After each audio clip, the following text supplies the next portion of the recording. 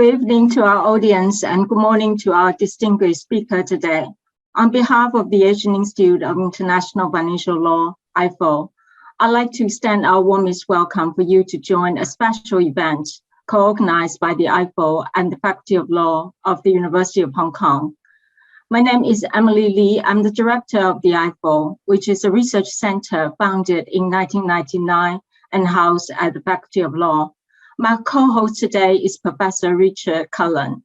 The plan is for me to give a short opening speech to provide some background to the Peter Willoughby Memorial Lectures, while Richard will be introducing today's distinguished speaker, Professor Jinyan Li from Oecd Hall Law School, York University in Canada. According to the faculty's archive information dated 11th April 2000, regarding the establishment of the Peter Willoughby Memorial Fund, Professor Willoughby was, I quote, the founding father of the postgraduate certificate in laws, PCLL, in Hong Kong. He joined the University of Hong Kong in 1973 as a senior lecturer and director of the professional legal education and was promoted to a chair in 1975. Peter's special expertise lay in tax, stamp duty, estate duty, and trusts. And he co-authored the leading textbook for practitioners on these subjects with his colleague, Professor Andrew Hockyard. To ensure that our collective memory of Peter Willoughby will be institutionalized and carried forward to future generations of law students, lawyers, and judges in Hong Kong, for whom the life and work of Peter's will always serve as an inspiring example, the faculty proposed to establish a Peter Willoughby Memorial Fund. The fund will be used for a few purposes, including to fund the cost of public lectures to be known as Peter Willoughby Memorial Lectures, which will be organized from time to time. The speakers will be distinguished judges, lawyers, or legal academics from Hong Kong or outside Hong Kong, end quote. Most unprecedented and with much gratitude from the faculty, Professor Jinyan Li has accepted our invitations twice to deliver the Peter Willoughby Memorial Lectures. More than a decade ago, Professor Li delivered the first Peter Willoughby Memorial Lecture titled The Phenomenon and Implications of Cross-Cultural Convergence of Corporate Income Tax, a case study of China and Canada on the 10th of December 2008. She has kindly agreed to inspire us again by presenting the Peter Willoughby Memorial Lecture today on a timely topic and with an enlightening title, China's Rising and the United States' Declining Influence on Global Tax Governance, Some Observations. We are extremely grateful for Professor Li's insights and support. Without further ado, I'll now pass the floor to Professor Cullen, who will formally introduce the speaker. Over to you, Richard. Emily, thank you very much for that excellent introduction.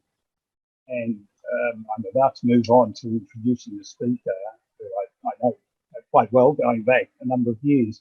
But having this pleasant duty reminded me that it's almost 30 years now, 1993, since I first worked with Peter Willoughby when I was in the new law school at the City University of Hong Kong. Good memories then, and it's very good to see Jinyan Li, Professor Jinyan Li, back with us. If I can delay the introduction a little bit further, just a couple of housekeeping matters, so as I don't forget. The PowerPoint slides which Professor Li will use she's kindly agreed to make those available to all the participants and people who want to see them. So we will upload those onto the TLRP website after the event. We'll have time for questions and answers. So you can, we're not taking any live Q&A, but you can type your Q&A into the Zoom Q&A facility, and after the presentation, then we will revert to those questions in order. I'm pleased to report we've got one of the advantages of this Zoom method is we've got quite a worldwide audience. We've obviously got people from Hong Kong and China, but I looked up the list, and there's New Zealand, Canada, USA, Korea, UK, and some people from the Asian Development Bank. So a warm welcome to all of you who have joined us.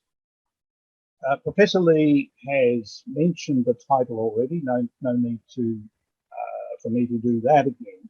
But very briefly, the lecture tonight considers China's rise as a global economic power and the implications for global tax governance, especially in the light of the United States leadership in the international tax system. Now, briefly, but in a proper way, Professor Lee. Professor Jinyan Lee is a good friend of the faculty, as has already been noted. She is the Professor of Tax Law and a former interim Dean of Osgoode Hall Law School in York University in Canada, and she's co-director of the LLM tax program there. She's on the advisory board of the Beltane Road Initiative Tax Administration Cooperation Mechanism. She's recently served on the panel of experts advising the Minister of Finance in Canada on reviewing tax expenditures. They always need reviewing.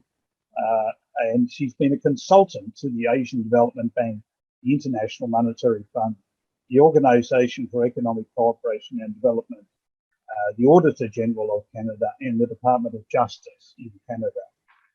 Professor Lee has received a wide range of significant awards recognising her outstanding research and teaching over the years, including a 2017 Lifetime Contribution Award from the Canadian Tax Foundation.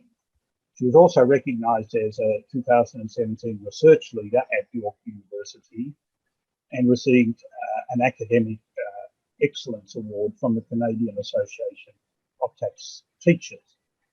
She's authored and co-authored over a dozen books with a focus on international tax law and other topics too. Her work was extensively quoted in a recent Supreme Court of Canada decision in Canada against Alta Energy Luxembourg. We are, as Professor Lee said, very pleased to have you back with us again, Professor Jinyan Lee. The floor is now yours, and welcome back, I can say, to the Peter Willoughby Memorial Lecture for 2022.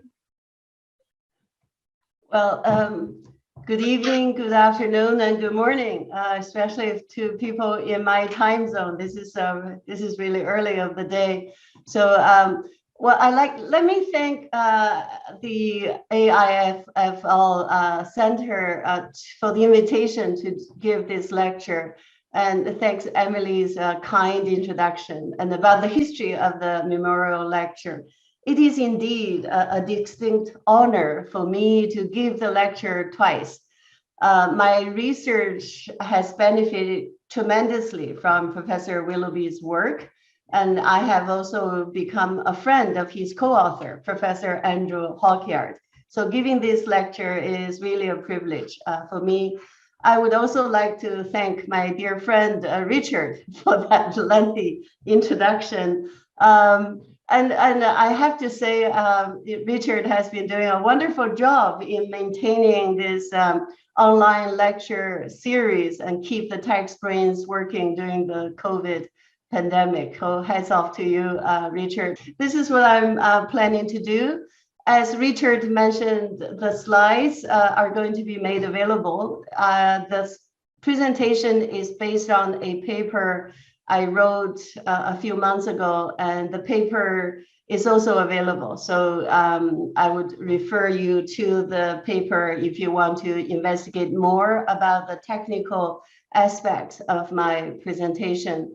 I made an assumption that some of the audience may be tax experts and some may not be. So I try to aim in the middle. I will begin my presentation with some facts, the facts as I see, and then I'll talk about what did I look for in trying to assess the influence of China and US in the global tax governance. So I look at the institutional participation of China mostly, then I'll look at the role in developing, maintaining, and changing international tax norms. Later on in my presentation, I will probably refer to the second element as the scientific element, and the first element is institutional process related. And I will wrap up with some observations about the rising or declining influence of the two big countries. So some facts first, and I do hope your questions later on do not relate to the facts of this part, because I just assembled some facts to provide some background. I am not a researcher on the economic data, but I thought this is useful to set up the context. So if you look at the rise of China's contribution to the global GDP growth, the share of China has been rising from 5% to 45% in the data that I saw. In the meantime, the US share has been on decline. So this is just a trend. And similarly, this is information about, this is about, okay, so this is the share of, this is actually, I think I realized this is the title I got wrong. This is the share of global trade. And this is the share of contribution to the global growth. And the red bar represents China. The gray bar, the lighter gray bar right on top of the red represented USA. And you can see the relative change. The same pattern holds in many other aspects as well. So this slide is about the number of the largest multinational enterprises. This is according to the Fortune Global 500. So among the top 500 global firms, and you can see the number of them based in China. The table shows 2021. Then if you look at the right-hand side of the screen, then you see in 1980, there was none, and then there was 2 in 1995, and the number just grows for China, and similarly declines for the US. So those are just some broad economic data to show the rise of China in terms of the economic power and economic influence in the world. I'd like to give you some facts about international taxation before we talk about China's rising in influencing global tax governance. So firstly, taxation, tax revenue is critically important to any government, because the government job is to spend money on programs, spend money on things that the people of the country want to spend money on. So spending is what government does. And in order to support spending, the government has to raise revenue, mostly through taxation. And in developed countries, income tax is the most important type of tax. So that's why income tax equals to national sovereignty. And income taxation is national because no country wants other countries' government to dictate what they want to spend money on. And that's why income tax is national law and it's national matter. Even though there are international tax issues, the law governing international income is national, it's nation-based. So the Venn diagram shows how the international tax may happen. So if we have an international income, then this international income may fall within the jurisdiction of two countries. So that's the overlapping area is the subject matter of international taxation.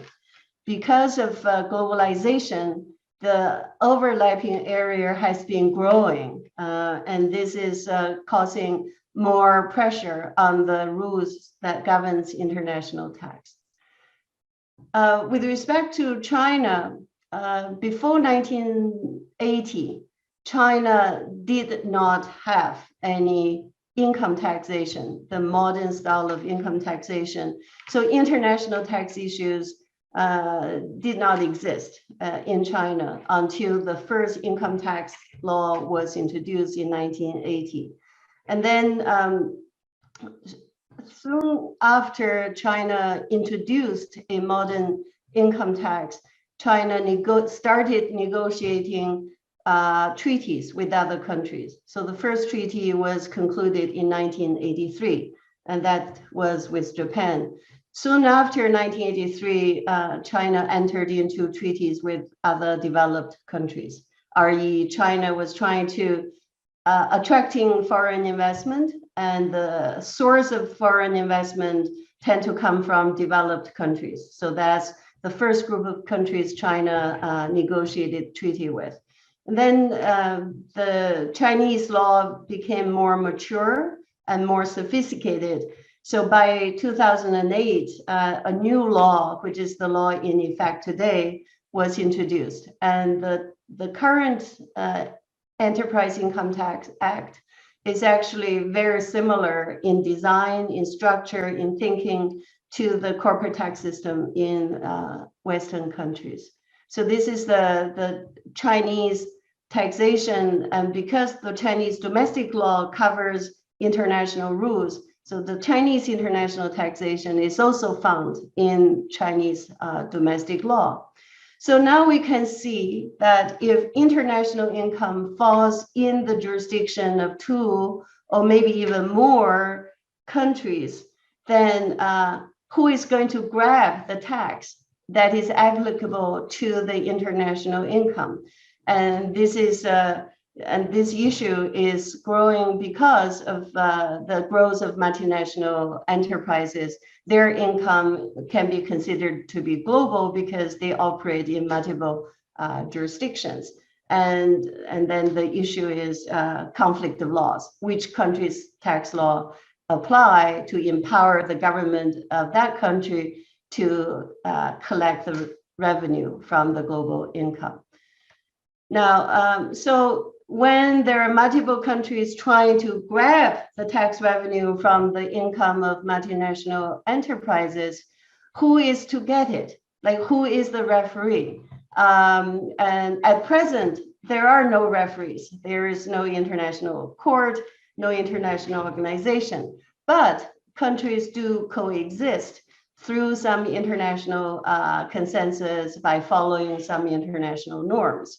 So there are two basic kinds of norms that I want to touch on today because they are very important for me to assess the influence of China and US. The first type of norms govern jurisdiction, which country has jurisdiction to tax the global income. And this is often known as Nexus issue. So currently there are two bases. One is the resident country of the corporation, and the other one is the source of income. The second norm is the arm's length principle, which governs transfer pricing issues, one of the most interesting and difficult issues in international taxation, because it tests whether the price of intra-group transactions is acceptable. And the principle is arm's length, which is really basically market price. If multinational corporations deal with each other, the members of a group deal with each other but don't charge a market price, then the government can come in and reassess their price so that they can reassess profit, then they can reassess tax liability so that they will get the money from the tax base. So because taxation is national, tax law is national, and no government want to let other governments interfere with how they run their country, how they run their fiscal system. So there is no delegation of taxing power by national governments to any international organization. So there is no tax organization at a national level, and there's no public international law governing income tax issues. What we have is a patchwork or a network, in a better phrasing, about 4,000 or so bilateral treaties. So countries contract with one another to resolve their conflicts, but there is no single international tax law instrument to regulate how all of the countries behave in terms of taxing global income. So that's the lay of the land in terms of law today. Now, the next part of my presentation deals with this question that you see. What institutions have been in charge? I put in charge in quotation marks because no one is really in charge, but they do play a role in maintaining and developing the international consensus. And then I will insert China's role in the discussion of this part to save time. So we're going to look at the institutional element of global governance. Now, we all know about the United Nations. The United Nations is a player in international taxation. The predecessor of the United Nations is the League of Nations, which was formed after the First World War, and it's operated between the two world wars. China was one of the founding members of the League of Nations.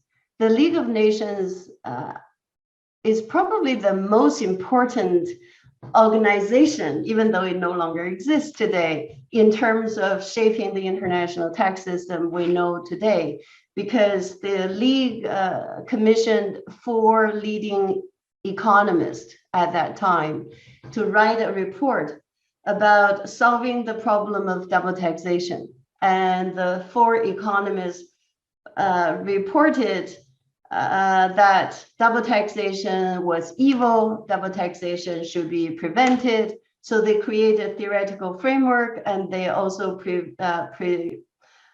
presented ways of allocating taxing power between countries so that income is taxed once, income is not taxed twice, because double taxation impeded cross-border trade and investment.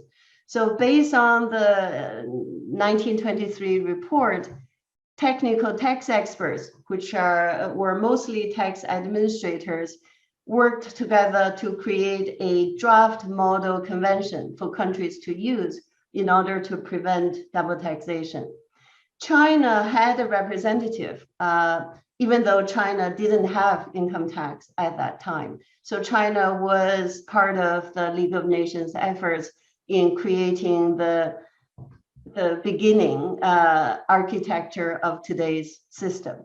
Then the League of Nations was replaced by the United Nations in 1945, and China was a member of the UN as well. And in 1971, the PRC became a member of the Security Council, and China has been involved in the UN Tax Committee's work.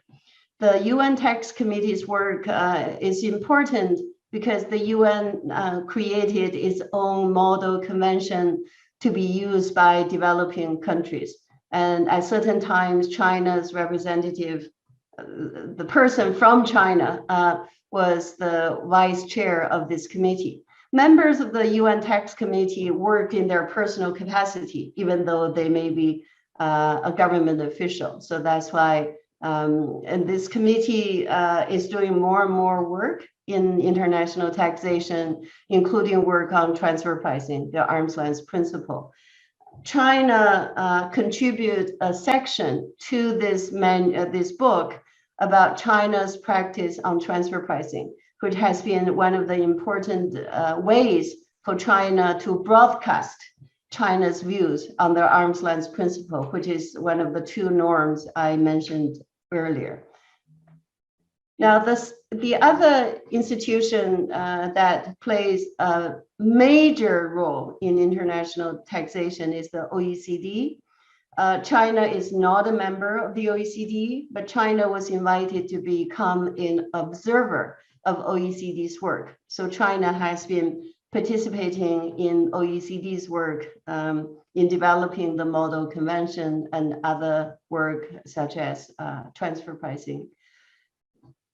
China is also a member of the G20. G20 is playing a greater and greater role in terms of guiding the political debate. So China hosted the G20 summit in 2016. There's a communique, and the communique mentioned about international taxation. So China was keen on reshaping the international tax system to make it more fair and more modern and more resilient against multinational corporations' tax planning tactics. So this is China's participated organization. And between the OECD and G20, there's a new framework. This is not an organization in the sense of the UN or the OECD. That's why this grouping of countries is called an inclusive framework. It includes many, many countries, mostly developing countries, in addition to the OECD country and the G20 country.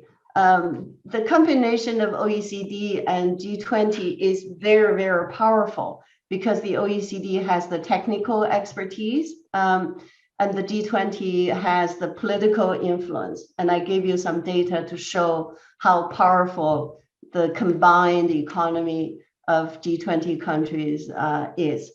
The inclusive framework was developed to implement recommendations of the project that people call BEPS 1.0.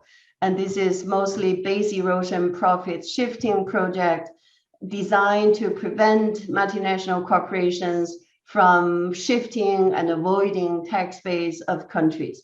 So that's why it's called BEPS project is mostly anti-avoidance. And China played a very active role in BEPS 1.1. And the inclusive framework was created to implement the measures introduced by the BEPS 1.0 project. And then the inclusive framework continued to develop solutions to solve probably the biggest problem people see in today's world, which is digitalization and globalization. When multinational corporations operate in multiple jurisdictions remotely or in person, then which country can tax their income? So the work continued. Now the current work is referred to as the BEPS 2.0, and China has played a role in this as well. There's a steering group, and China served as the deputy chair of the steering group. So you can see China's role in the institutional level. Now, I want to just talk to you about the scientific aspect, the norms. The norms are being changed. What are being changed? So inclusive framework reached a historical, unprecedented, very impressive deal last October. 136 countries agreed to a solution to address digitalization and globalization. And they call the solution a two-pillar solution. So you will see pillar 1 and pillar 2. And pillar 1 is about creating new taxing right for market jurisdictions. So this is to address one norm I mentioned.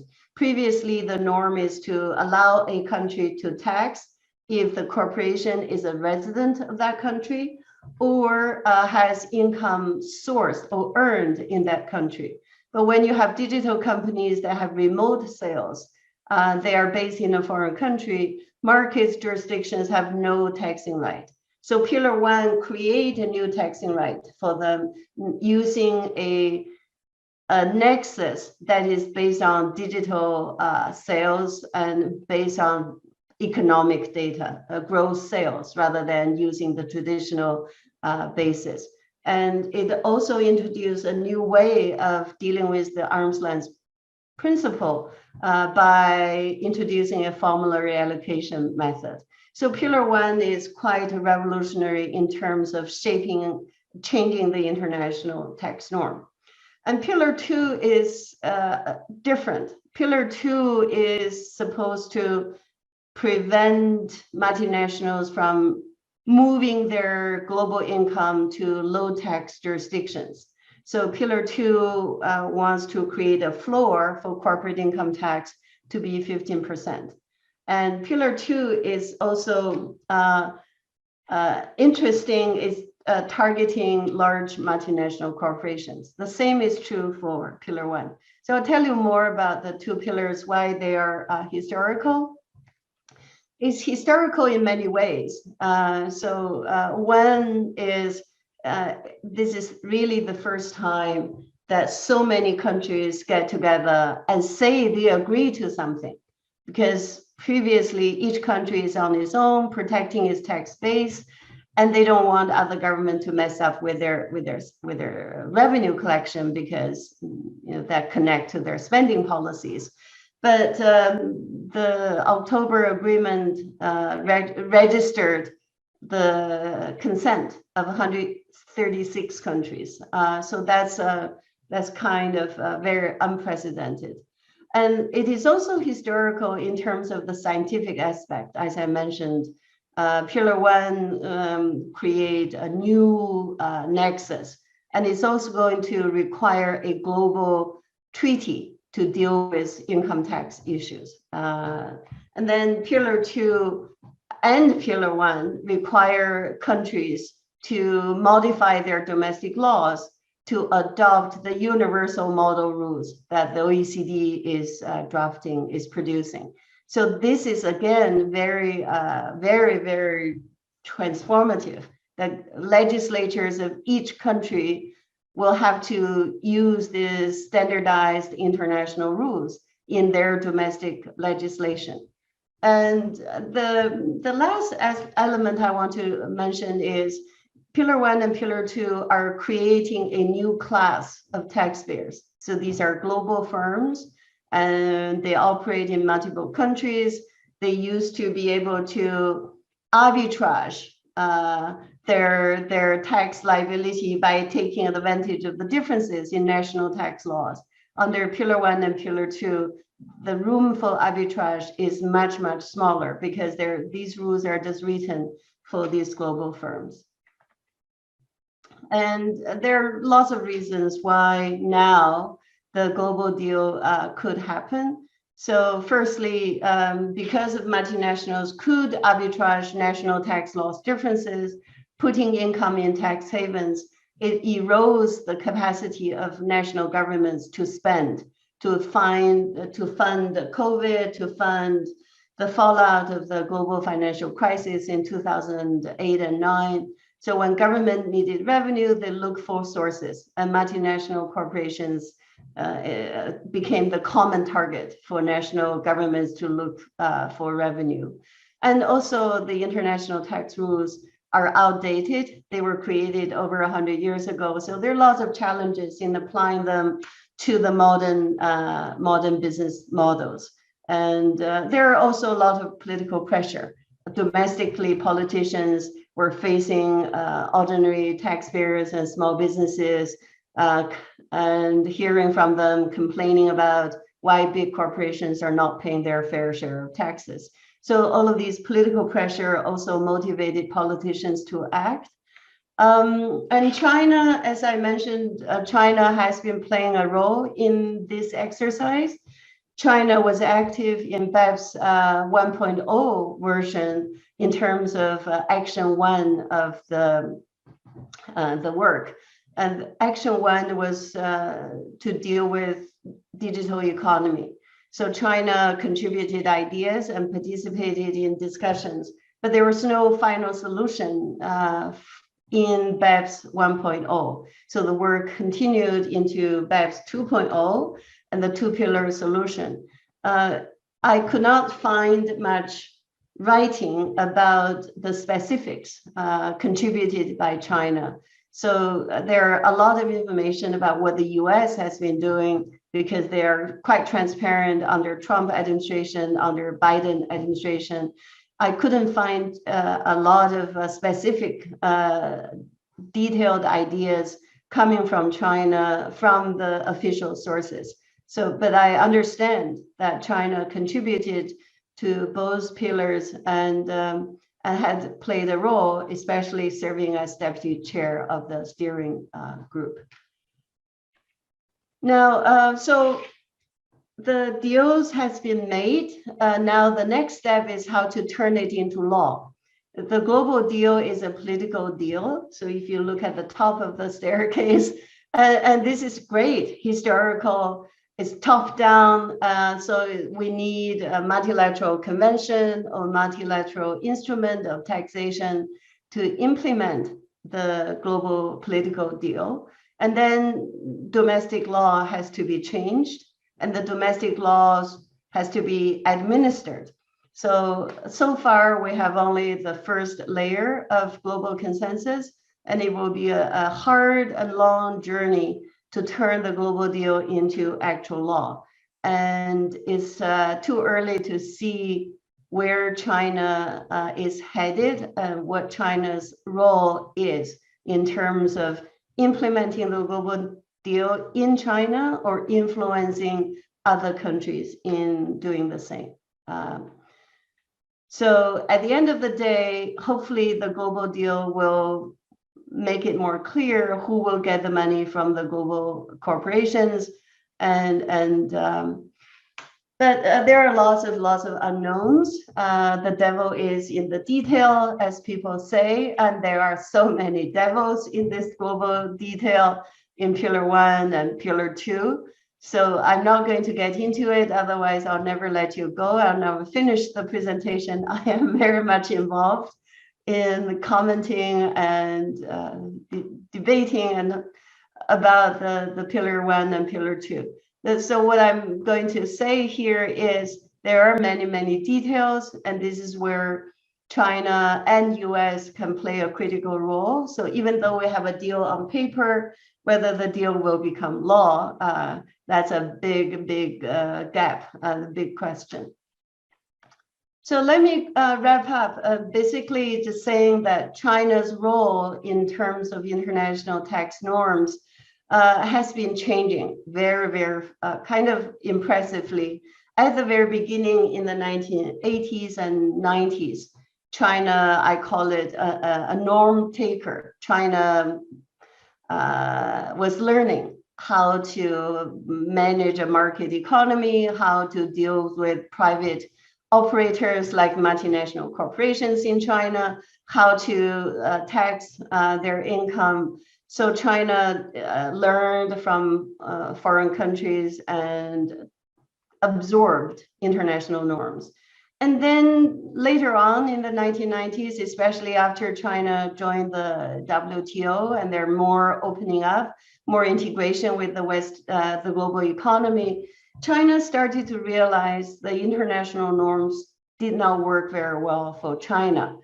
So China started to shape and try to change the norms, including the arm's length principle and through the UN's work, and then through the work at the OECD.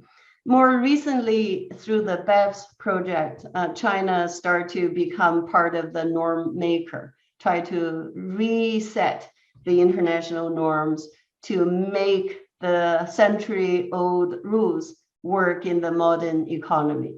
So, so now let me wrap up with a few observations about China's influence rising.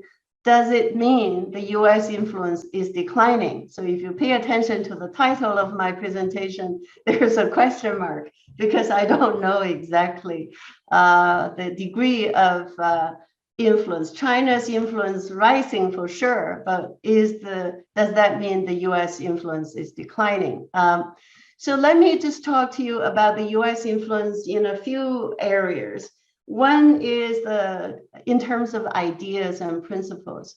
It's probably well known to people who study tax law that US has been a leader in creating these ideas and principles. I give you some facts to support that claim. Like the 1923 report I mentioned earlier, the main author was Professor Seligman from the Columbia University. He wrote leading books about income taxation for the US. He was a father of modern income taxation because the US system was used in other countries as well. So Professor Seligman was a chief contributor to the 1923 report. And that report became the theoretical foundation of the Model Convention. And that Model Convention is really the basis of today's bilateral tax treaties, the 4,000 or so treaties. And the arm's length principle is another important norm. Again, this is also largely attributable to the American author of a series of reports, Mitchell Carroll. Because he looked at the systems of many countries and draw experience from the US practice, the Canadian practice, and came up with this recommendation, which was adopted at that time. So and the US also had this system to relieve double taxation based on foreign tax credit. The foreign tax credit system is a very important mechanism that I will mention next. So these are what I see as major contributions from the US to the international system. And in terms of rules, so there are ideas and principles, but tax law relies on detailed rules to take effect. So the Americans have created rules to make their system work. And the American income tax system is one of the most sophisticated and complex systems, largely because they encounter corporate behavior, corporate transactions, and they need to deal with it. So to deal with it in a system, in the American political constitutional system, they have to use transparent and airtight kind of rules to achieve their goals. So that's why their rules are very, very nuanced and sophisticated. And the important rules in international taxation include the four you see on the screen. And transfer pricing is the arm's length principle, very, very important. Then the controlled foreign corporation rules, also important. This is to kind of modify the residency-based corporation rule to tax corporate income. And there are anti-abuse rules about taxpayers using treaties to avoid tax. And so US has been at the front line in terms of introducing anti-avoidance, anti-abuse rules so that multinationals do not shift income away from the US tax base. So these rules are there to protect American tax base. And all of these rules have been learned and copied by other countries and have been kind of introduced into norms and standards. And the current Pillar 2 is based on the American domestic rules. So that's just an example of the US influence. The US approach, though, to these international tax rules is really just to serve US interest. I mean, US was not there to write rules for the world. The US lawmakers only look at the USA. They will look at what is good for US taxpayers, for US government, and so it is predominantly to serve US self-interest. And US legal system and constitutional requirements are such that American laws can override international laws because they have this later in time principle. So which means that even though US may have tax treaties with other countries, US Congress can write a rule into their domestic law to say, we're going to change our position because that's quite allowed. And while most countries follow either the UN Model Convention or the OECD Convention, US has its own model treaty. So US has been quite exceptional in many ways, and it's really unilateralism in practice. I mentioned foreign tax credit rule. I think this rule is important in contributing to the wide adoption of US-style corporate income tax rules in other countries, including China, because when a country wants to attract investment from US companies, and US companies would like to know if the tax they pay is equivalent to the American tax so that they can get foreign tax credit in the US. And they would persuade the host government to have a tax that is similar to the American tax. Because otherwise, if they pay tax, let's say in China, American government doesn't recognize the Chinese tax as an income tax, then the corporation cannot get a credit. So they will pay tax twice. And that's double taxation. That's not good. So the foreign tax credit rule has played a very significant role in kind of ensuring other countries' laws kind of are similar to the American tax. Maybe not to the degree of complexity, but in principle, in design, it is in nature, it is the same. And the American rules can be considered to be constructive, quote unquote, because they are kind of transparent. The Americans will explain why they have this rule, what the problems the rules are supposed to address, and they will give examples how these rules apply. And so they kind of become very good examples for other countries to use if they have similar problems. So the point I want to mention about American influence is the American rules become adopted by other countries. Not because the Americans dictate, force them to do. The other countries look at the American rules and we like to have those rules. You know, one example is Canada and other OECD countries. So whenever Americans have some new rules and it take a couple of years, maybe other OECD countries will copy them because they seem to be good rules to serve their own interest. The Canada wanted these rules to have these rules because it's good for Canada. It's not because the Americans wanted Canada to do it. So that's the power of the kind of influence in many areas.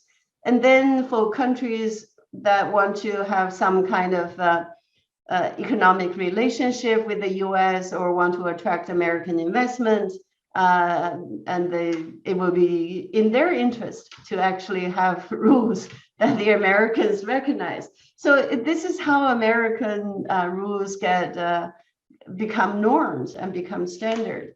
So this is really my kind of wrap up. Is American influence declining?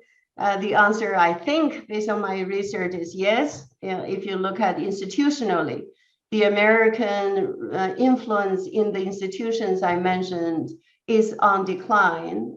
In fact, the US was really not a major influencer in the international organizations before, because they seems to be operating on their own, the unilateralism. But recently, these international organizations are playing a greater role. So relatively speaking, American unilateralism is now being countered with this multilateral consensus. So in that sense, the American influence, I think, is being modified by the international multilateral effort.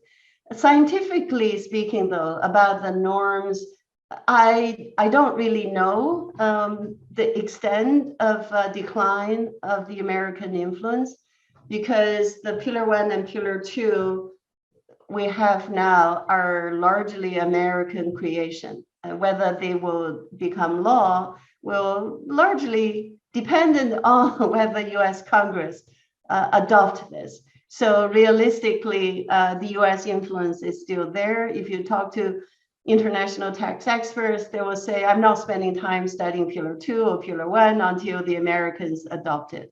So that's the degree of influence. But there are, when we look at the two countries together, my research suggests that there are some convergence between China and US because of the economic underlying facts that I laid out earlier. So even though China is rising and US is declining in terms of the percentage in terms of export or number of MNEs, but if you look at the economic activities, the two countries actually are coming together in many areas, like the dominance of the digital economy. The multinational corporations are mostly based in the US or in China. And both countries use tax incentives to encourage economic activities. Both countries are importers and exporters of capital. So there's a lot of commonality. And this commonality tend to drive common interests in tax, because tax is a slice of the economic income. And so, but the approach is different. China has been mostly multilateral and US has been unilateral. And so where are we heading in terms of global tax governance? It's too early to tell. At least I cannot tell you a definitive answer. So what I have done today is to share my research, what I have learned from my research. I hope they're helpful to you, and I thank you for your attention. The link here is the paper that this presentation is based on. Thank you very much. I will stop sharing. Okay. Thank you very much. I should stop sharing the slides. Yeah. Okay. Yeah, I think that's right. Unless somebody wants to refer to one of the slides, I found that both comprehensive and illuminating, and I think in a very complex discussion, I have a much better understanding of where we have come from, where we are trying to head, and why we are trying to do that, with different points of view on that matter. Now we've got some time left for Q&A, and I see there is one question already. I've got a couple myself, but I think it's good if we go to the audience question. So if you click on the Q&A, I think it'll bring up a question from Ada Chan.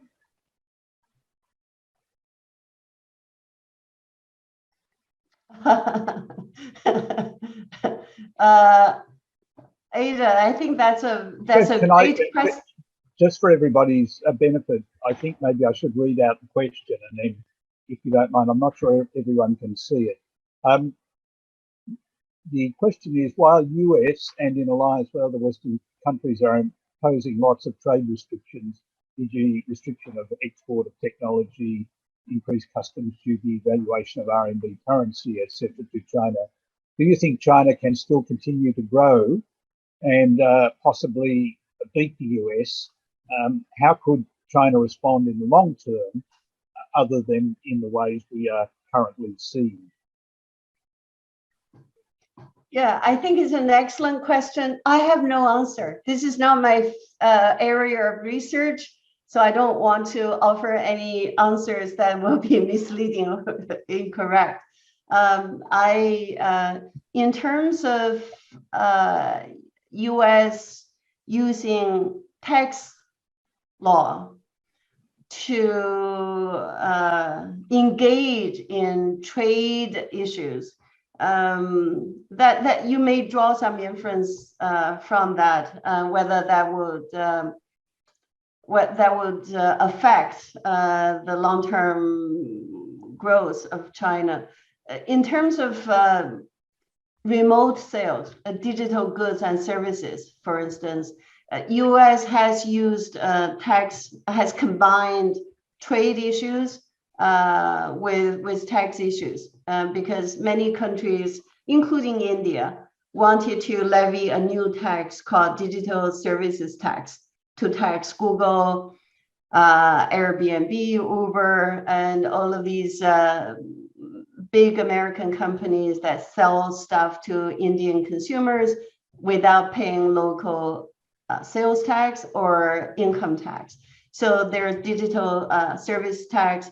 American government didn't like it. American firms didn't like it. And that's one of the motivations why the US agreed to participate in Pillar 1, because the condition of Pillar 1 is every country must eliminate their unilateral DST in order to join Pillar 1, because most of the companies that are targeted by DST are American firms. These are large firms making lots of money from every country without paying tax in there, because traditional tax rules do not apply. And before the Pillar 1 becomes law, the American Trade Office will retaliate through trade sanctions of any government that insisted on levying DST on American companies. So in terms of your question, there's another angle, which is you mentioned alliance with Western countries. The tax research shows that the alliance is very important. Like Pillar 1 and Pillar 2 are recent examples of the alliance. Before the Biden administration came back to the multilateral discussions, the initiative of Pillar 1 and Pillar 2 were kind of hopeless, because without the USA, any international tax reform is very, very difficult to achieve. Then the Biden administration came back, and then there is a G7 consensus, then G20, and then 136 countries agreed. So it shows that the change happened with the Western alliance with the US first. And then, so that may, I don't know whether, your question, how is that kind of thinking translate into currency and other trade restrictions?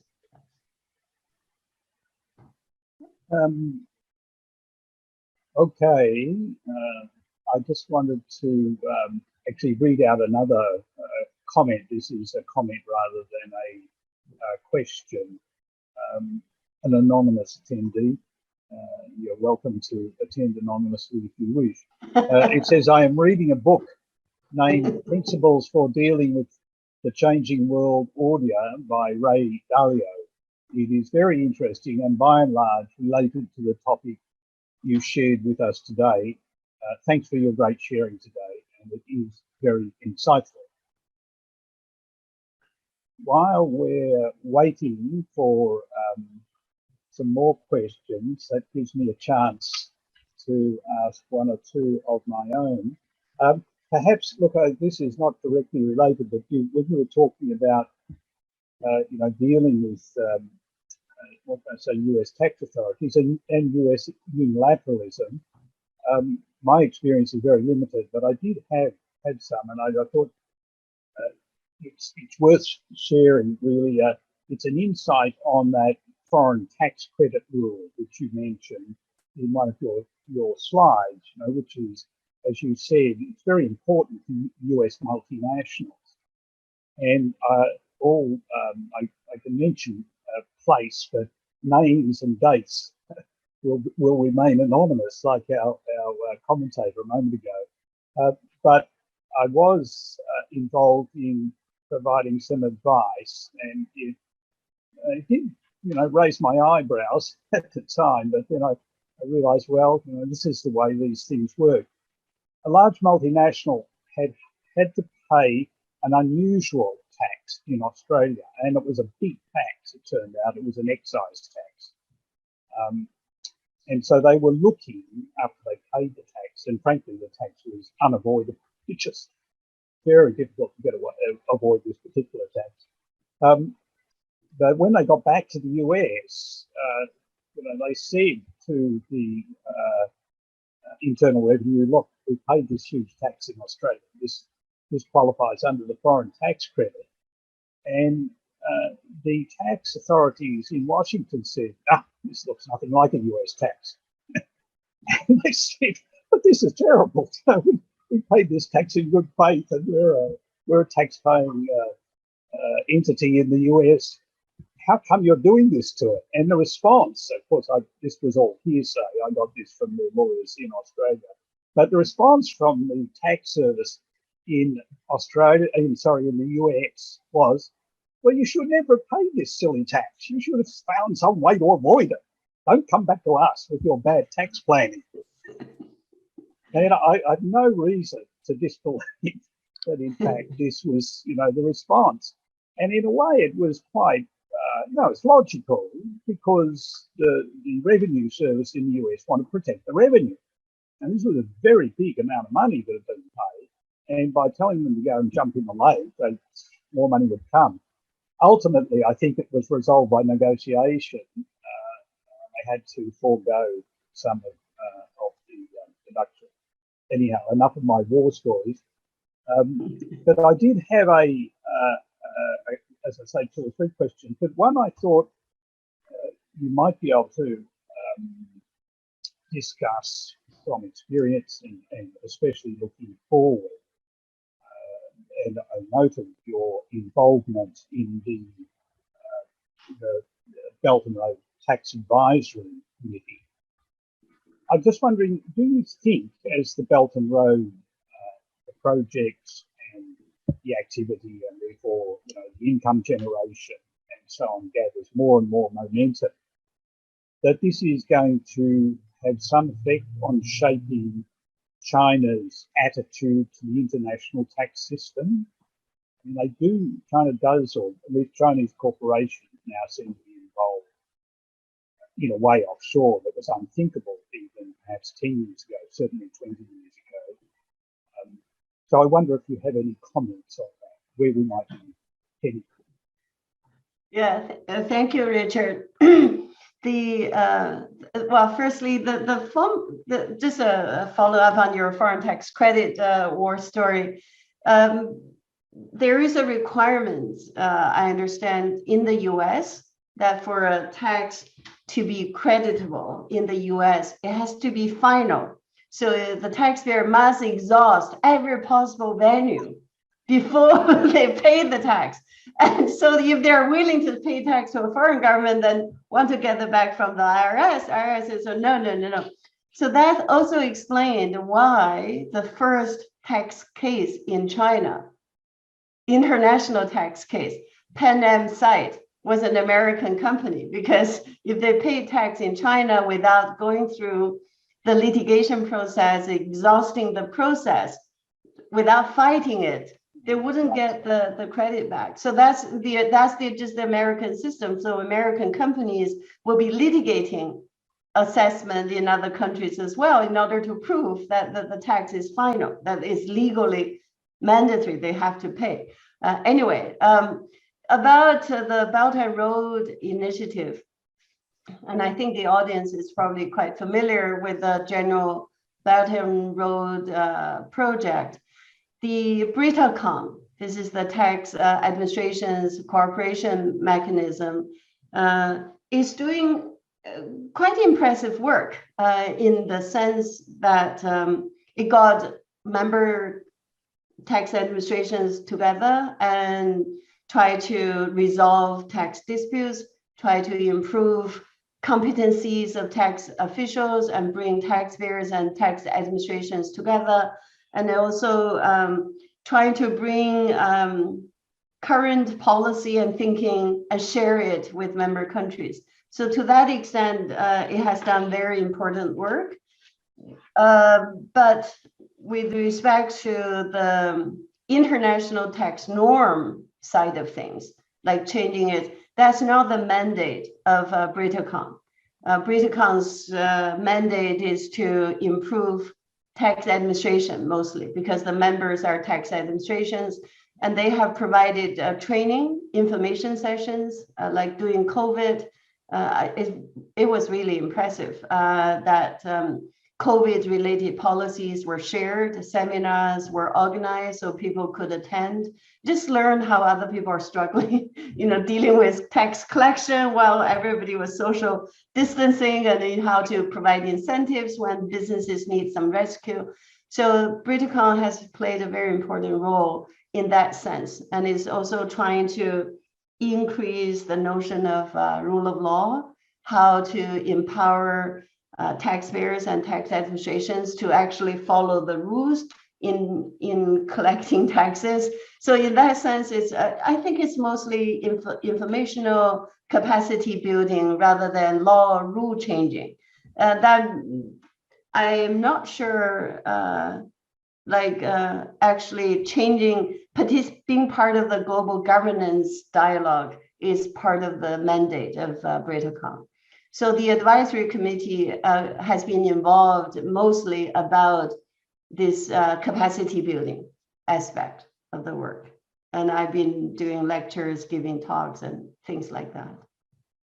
Okay, that clarifies it very well. Thanks very much.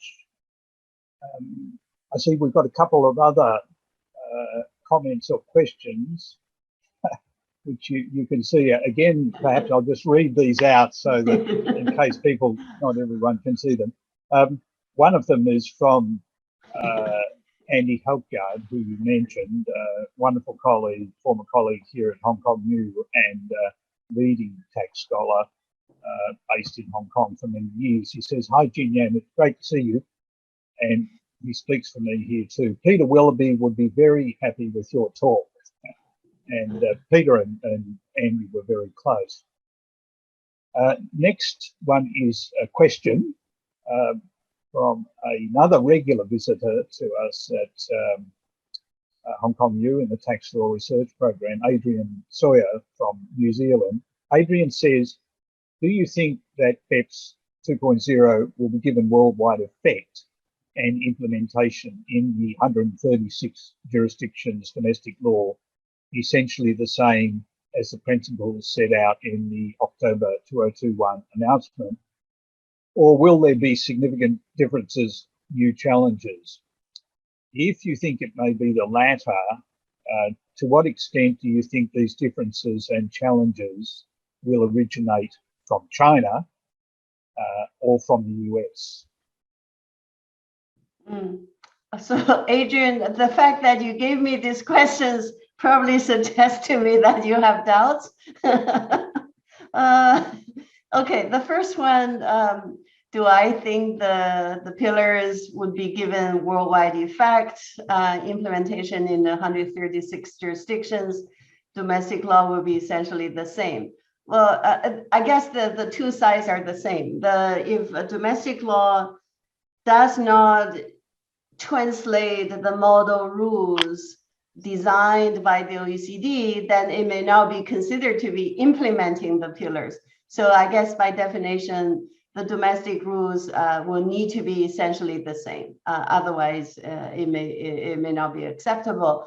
Then the bigger question is whether 136 countries or jurisdictions will actually do it. I have my doubt, and I don't think so. And I guess it's a bit early, but based on the research I have gathered so far, developing country members of the inclusive framework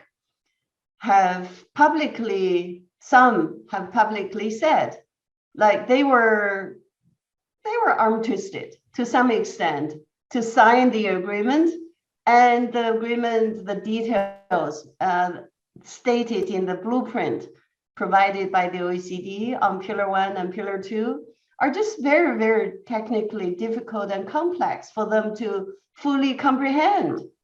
And the economic impact on their revenue base, on their tax system was unclear. And most of them would eventually figure out by going through this complex legislative process, they wouldn't get much extra tax revenue at all from Pillar 1, because Pillar 1 now is targeting only the top 100 or so, maybe even fewer, large global firms, and it's only the super profit, their profit exceeding 10%, is allocable to market jurisdictions, and not 100% of that. It's only 25% of the super profit could be allocated to these 136 jurisdictions.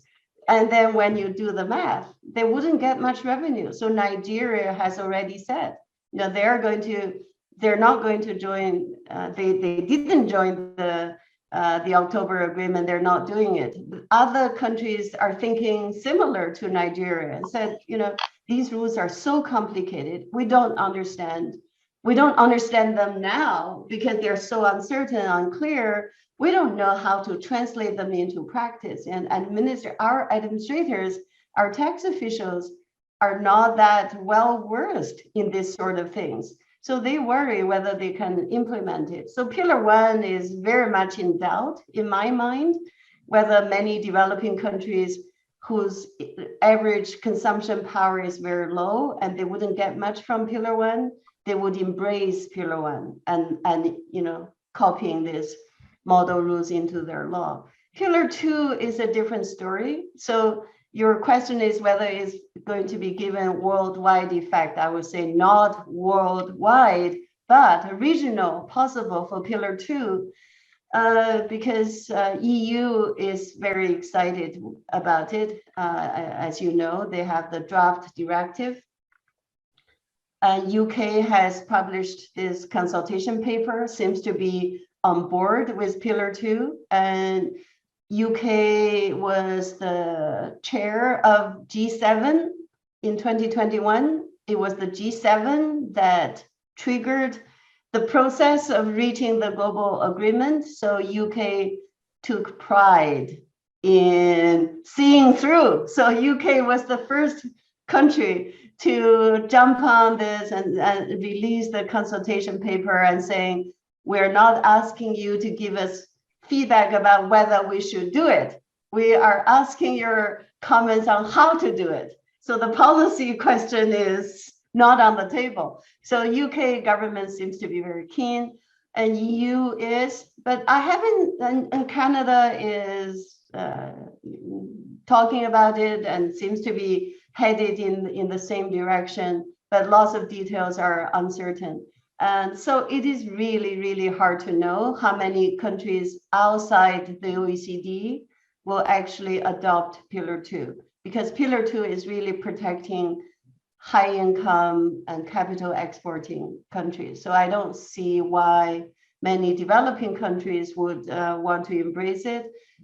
Some traditional tax haven jurisdictions have to make a choice whether they want to join in or stay behind and become the target of the Pillar 2 rules. And I haven't seen much literature or research about how countries react to the Pillar 2 yet. But from what I can gather, Pillar 2 is more likely to become law than Pillar 1, because Pillar 1 is just the obstacles from the US in embracing Pillar 1 are just so huge. And if Pillar 1 is not law in the US, there's really not much point, I think, for other countries to embrace Pillar 1. So that answered the second part of your question as well. But the China-US, the two are very different. But with respect to Pillar 1, I sense that China and US have similar concerns. So even though Chinese digital firms are not selling as much as American digital firms outside the home jurisdiction, but potentially Chinese digital companies will be subject to Pillar 1 tax in other countries. So China may be the net loser of tax base under Pillar 1. In that sense, China and US should think alike because the interest is the same. These are the only two countries that will give up tax under Pillar 1. Every other country is a net market country. Only China and US are net exporting countries of digital goods and services. So they should have similar concerns if we leave all the political drama aside, just pure fiscal interest. The two countries should be the same. And Pillar 2 are probably is a bit different. China's tax incentives and American tax incentives are important, but US has already the GILTI rules. So it is the foundation for Pillar 2. GILTI rules are very, very, very, very complicated, even for American lawyers. And I just don't see how China can upgrade its CFC rules and by embracing GILTI type of rules in China. They're just, the GILTI rules have more words than the entire Chinese enterprise income tax law. So it just so complicated. So I wonder, I don't know what the Chinese official position is. The commentaries I have read seems to point to supporting Pillar 2, but I don't know how China thinks. But the two are different in terms of determination, because in terms of economic development, US has a mature multinational enterprises, and US is probably more certain about to reach out to their foreign income. China, as Richard mentioned, because of the Beltane Road, China is still at the phase of encouraging Chinese companies to invest overseas and to earn income from foreign operations. The Pillar 2 may put some kind of a signal, give a signal that this tax system is going against the general economic strategy, that going abroad, foreign investment is good for the Chinese economy. And the Americans don't have this concern to the same degree. So with respect to Pillar 2, I think the two countries have more divergent concerns. So that may explain what they're going to do about Pillar 2. So Adrian, I don't know whether I answered your question, but these are great questions. I'll keep thinking about them. Okay, I think we've got time for one more question. We have one here, one further audience question from Noam Note. Excuse my pronunciation if it's incorrect. And Noam says, thank you very much for the excellent presentation. It appears that the EU, particularly the large EU member states, have influenced both BEPS 1.0 and BEPS 2.0 much more than China or other countries. What is the explanation for this? Is it because the large EU member states have more to gain in terms of tax revenues or political credit for the relevant politicians, whereas China expects fewer benefits?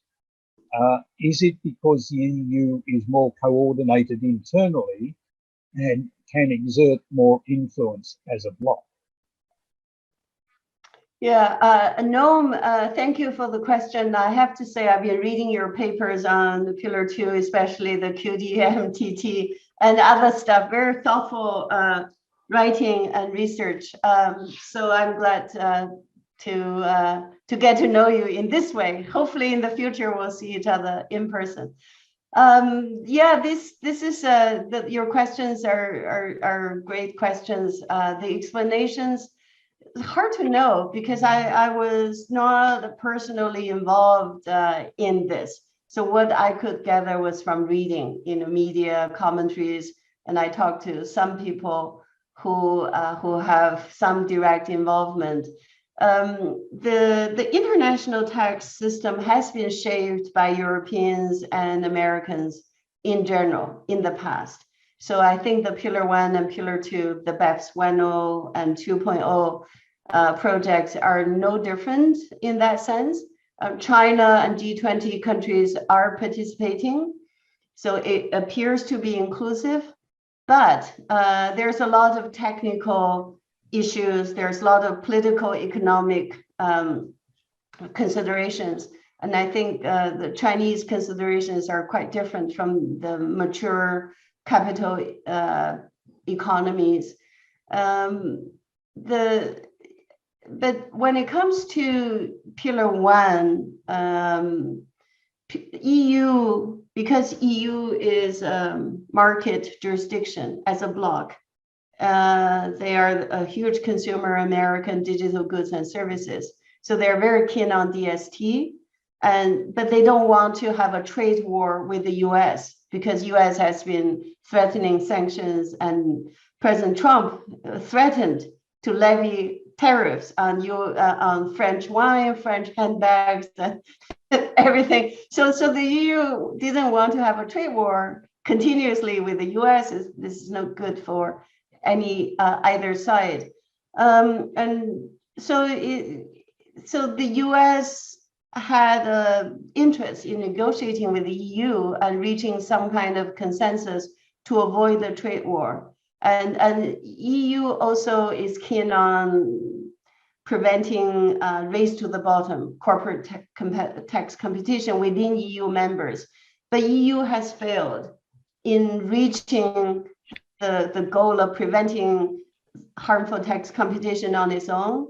So from what I read, EU is using the US through the OECD and the inclusive framework to achieve a goal it couldn't achieve on its own. So now through Pillar 2, EU member countries may actually prevent race to the bottom of type of tax competition. So all of those are very different concerns from China's. And you can see that China doesn't share the underlying concerns and doesn't share the technical expertise and the expected outcomes. So it is, and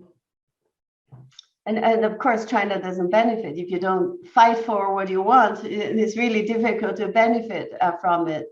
So I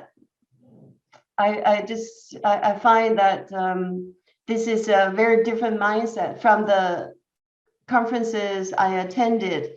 I could see that Europeans, the government officials, they were very keen on embracing Pillar 2 and Pillar 1 because they thought European countries, they need to work out these problems, and they couldn't do it on their own because of this consensus, the European law process. But through this international momentum, it is really helpful. So to me, the BEPS 2.0 is really benefiting the EU. And US sacrificed, quote unquote, somewhat in Pillar 1 in order to get Pillar 2 because they want Pillar 2 done originally. But the internal coordination, I don't know. But it seems to me the European countries is very keen on the two pillars, more so than China, more so than US. Okay, we don't have any further audience questions, I see. And although I have several more I could ask, I think now is a good time to bring the Willoughby lecture to a close on time. It's always good to be punctual. So let me just say, Jinyan, and Professor Lee. Once again, thank you very much for joining us. It's been fascinating, informing, and lucid. I don't think we could ask for more than that, and you've responded well. And thank you to all of the questioners. Very good questions raised from the audience, which has kept the discussion going. We could talk about this, of course, on and on, and there are no easy answers or easy resolution. But you can see the way things are moving and changing. Normally, at this point, we'd all be. I can do that, and Emily can do it as well. But I know everybody who is watching will feel the same way. Thank you again, Professor Lee. We hope to see you back. We hope to see you in Hong Kong, indeed, once we get through all of our epidemic adventures. Yeah, it would be great to have you visit us again. Yeah, and thank you for being so engaging. You were very, very attentive, and thank you so much for being so generous of your time.